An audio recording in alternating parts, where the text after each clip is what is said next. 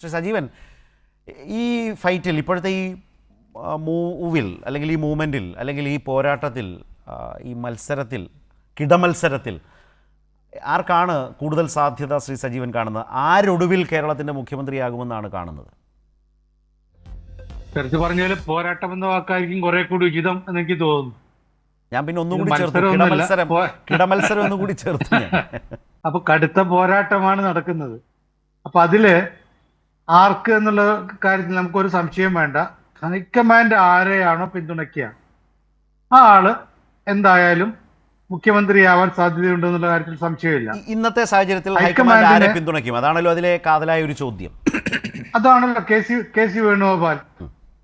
രണ്ട് കാര്യങ്ങളുണ്ട്. ഇപ്പൊ സാധാരണഗതിയിൽ CLP കോൺഗ്രസ് ലെജിസ്ലേറ്റീവ് പാർട്ടി, കോൺഗ്രസിന്റെ നിയമസഭാ കക്ഷി ചേർന്നാൽ ഇപ്പോ ഇവിടെ അബ്രഹാം മാത്യു പറഞ്ഞ ഉൾപ്പെടെ മിക്ക MLA മാരും KC വേണുഗോപാലിനെ അനുകൂലിക്കുന്ന ആളുകളാണ്.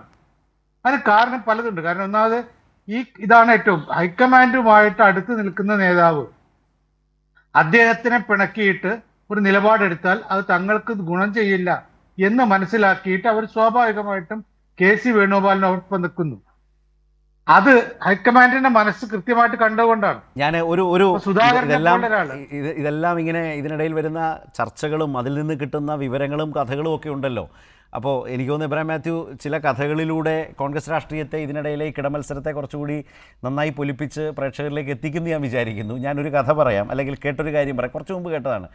വല്ലാതെ കഷ്ടപ്പെട്ട് രമേശ് ചെന്നിത്തല സീറ്റ് മേടിച്ചു കൊടുത്ത് വിജയിപ്പിച്ചെടുത്ത് അല്ലെങ്കിൽ വിജയിച്ച ഒരാൾ ഈ ചർച്ചയൊക്കെ നടക്കുമ്പോൾ പറഞ്ഞു അത്രേ, എല്ലാവരും KCയുടെ പേര് പറയുകയാണെങ്കിൽ പിന്നെ ഞാനും KCയുടെ പേര് പറയും എന്ന് പറഞ്ഞു അത്രേ. കഷ്ടപ്പെട്ട് സീറ്റ് മേടിച്ചതോ അല്ലെങ്കിൽ അതിനുവേണ്ടി ഒരു ശുപാർശ ചെയ്തതോ ഒന്നും പാവൻ രമേശിന് ഗുണം ചെയ്യാനിടയില്ല എന്നാണ് ആ കഥയിൽ നിന്ന് കിട്ടുന്ന ഒരു അനുഭവ തലം അല്ലെങ്കിൽ മനസ്സിലാക്കാവുന്ന ഒരു കാര്യം. ശ്രീ സജീവൻ, ഈ സതീശനും സമാനമായ ഒരു അവസ്ഥയുണ്ടല്ലോ. കാരണം കൂടെ MLA-മാർ കമ്മിയാണ് എന്നൊരു പ്രശ്നം നേരിടുന്നുണ്ട്. ഇന്നത്തെ ഒരു രാത്രി കൊണ്ട് കൂടുതൽ ആളുകളെ അങ്ങനെ മാറ്റാനും കഴിയില്ലല്ലോ.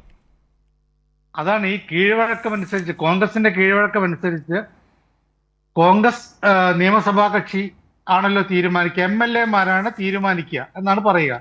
അതിന് ഹൈക്കമാൻഡ് അനുമതി കൊടുക്കുന്നു.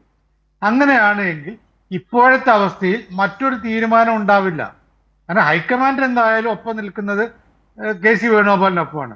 അക്കാരണം കൊണ്ട് തന്നെ നിയമസഭാ കക്ഷിയിലെ മിക്ക MLA-മാരും താങ്കൾ പറഞ്ഞ പോലെ എനിക്ക് സീറ്റ് വാങ്ങി തന്നതും എന്നെ ജയിപ്പിച്ചതും ഒക്കെ എന്ന ആളാണെങ്കിൽ പോലും അപ്പുറത്ത് എല്ലാവരും നിൽക്കുമ്പോൾ ഞാൻ എങ്ങനെയാണ് ഇപ്പുറത്ത് നിൽക്കുക തോന്നൽ. അതെ ശ്രീ സജീവൻ, നാളത്തെ നിയമസഭാ കക്ഷി യോഗം എന്നുള്ളത് ഒരു പൊതുയോഗത്തിൽ ഒരു പൊതുവായ വികാരം എന്താണ് എന്ന് മനസ്സിലാക്കി നിരീക്ഷകർ അതിനനുസരിച്ചൊരു റിപ്പോർട്ട് തയ്യാറാക്കി പോയാൽ സതീശൻ പക്ഷം പെട്ടു. കാരണം അങ്ങനെ ഒരാൾ ഒരു പൊതുവായ മീറ്റിങ്ങിൽ KC വേണ്ട, VD സതീശൻ വരട്ടെ എന്ന് പറയില്ല. നേരത്തെ അതിൻ്റെ ഒരു ക്ലൂ എബ്രഹാം മാത്യു പറഞ്ഞു. അതായത് ഈ തെരഞ്ഞെടുപ്പിൽ സാമ്പത്തിക കാര്യങ്ങളെല്ലാം കൈകാര്യം ചെയ്തതും വേണ്ട നിലയിൽ ഇവരെ റിബൽ ശല്യം ഒഴിവാക്കി പലരെയും രക്ഷിച്ചെടുക്കുന്നതിലുമൊക്കെ KC ഒരു വലിയ റോൾ വഹിച്ചു എന്ന് പറയും. ഇതൊക്കെ അറിയാവുന്ന ആളുകൾ, ഹൈക്കമാൻഡ്, നിരീക്ഷകർ, ദീപാദാസ് മുൻഷി ഇവരൊക്കെ ഇരിക്കുമ്പോൾ KCക്കെതിരെ പരസ്യമായൊരു നിലപാട് പറയുമോ?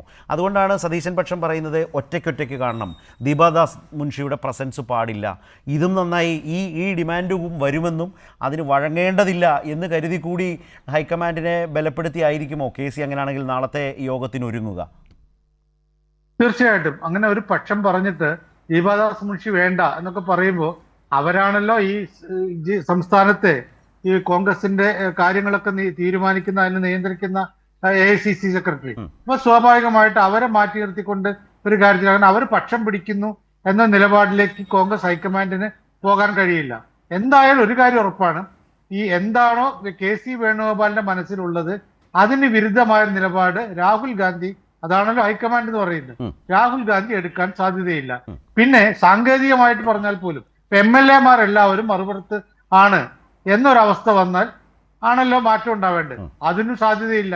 പിന്നെ മുസ്ലിം ലീഗിന്റെ നിലപാട് എന്താണ്, പൊതുവെ മറ്റ് ഘടകകക്ഷികളുടെ നിലപാട് എന്താണ്, പൊതുജനങ്ങളുടെ നിലപാട് എന്താണ്, പ്രവർത്തകരുടെ നിലപാട് എന്താണ് എന്നുള്ളതൊന്നും ഈ കാര്യത്തിൽ ഒരു തീരുമാനമായിട്ട് വരില്ല.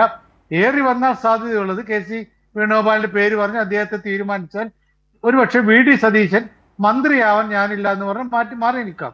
ആ കാര്യത്തിലേക്കാണ് ഒരുപക്ഷെ പോവാൻ സാധ്യത. അങ്ങനെ ഒരു ഭീഷണി ഉയർത്തിയാൽ അതിന് വഴങ്ങുന്ന ഒരവസ്ഥയിലേക്ക് കോൺഗ്രസ് ഹൈക്കമാൻഡ് പോകാനുള്ള സാധ്യത വളരെ കുറവാണ്.